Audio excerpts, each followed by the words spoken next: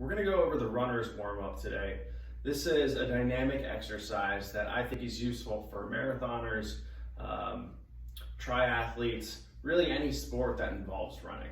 So there's 4 components to this exercise. Each one activates a different muscle group that's involved in running, and you'll see the exercise resembles a running stride.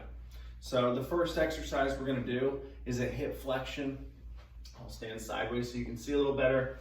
And that's just lifting the knee straight up. Again, 10 to 12 times.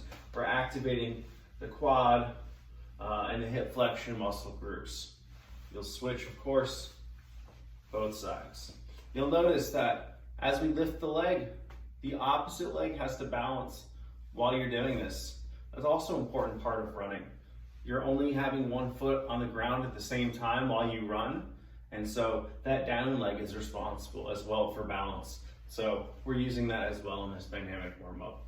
The second exercise is hip flexion with the knee straight. Toes are going to be pointing upwards, 10 to 12. Again, this is hip flexion, but we're getting some stretch in the hamstring and the glute area.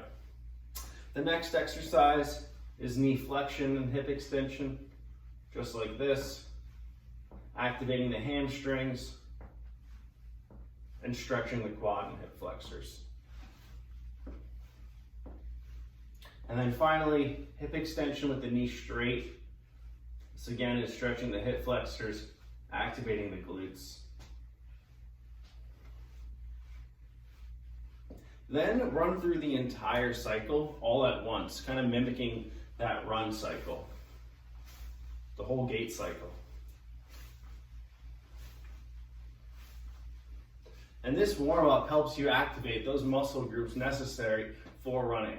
Give that a try next time you're running and see if that helps you warm up.